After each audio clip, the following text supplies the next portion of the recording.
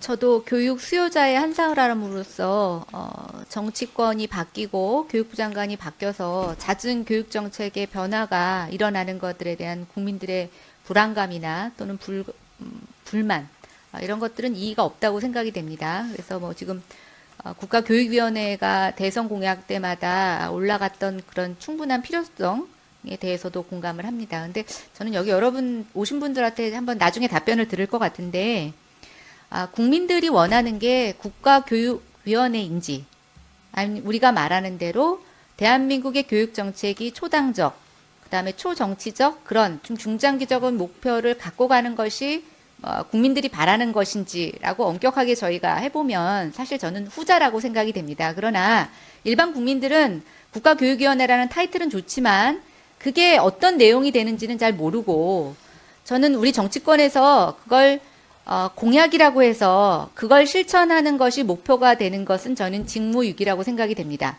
즉 국민들이 원하는 그 효과를 달성할 수 있는 것을 어떻게 만들어가느냐라는 논의가 먼저 필요하다고 생각이 됩니다.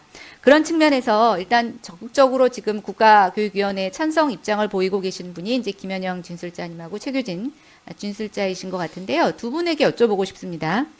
지금 저희가 그 제안된 법률로서 충분히 독립적이고 초당적인 그런 기구로서 역할을 할 수 있다고 생각하십니까? 짧게 답변 부탁드립니다. 예, 짧게 말씀드리겠습니다. 지금 현재 하여튼 어쨌든 여러 가지 문제가 있죠.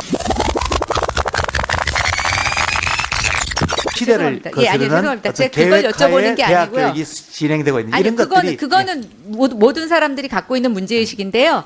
지금 이 법안에서 국가교육위원회 구성이라든가 임기 역할이 말씀하신 그런 문제를 해결할 수 있다고 보시냐고 제가 여쭤보는 겁니다. 현재 없으니까 이런 어떤 국가교육위원회라는 시스템이 내용을 만들어 갈 수 있다고 저는 생각합니다. 그러니까 제가 말씀드리는 건 이제 최규진 진술자님 한번 답변해 주시기 바랍니다. 그 의원께서 말씀하신 초당적, 초정파적으로 교육이 진행돼야 된다는 요구가 크다. 네.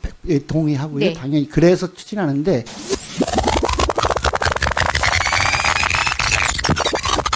두 분 다 이제 제 질문의 취지를 좀 오해하신 것 같은데요. 제가 지금 보니까 이 법안에서 국가교육위원회의 그 위원으로 구성하는 사람들이 저는 정말 우리 국가교육의 미래를 논의할 수 있는 그런 의견을 표출하실 수 있는 분인가라는 것에 의구심이 좀 듭니다. 교육 관련 각 단체에서 추천하신 분들이라는 게 정말 이해적, 정파적 이익에서 초월해서 우리 국가교육의 미래를 대표하지 못해서 우리가 지금 교육정책이 이 모양인가 저는 그거라고 생각하지는 않습니다.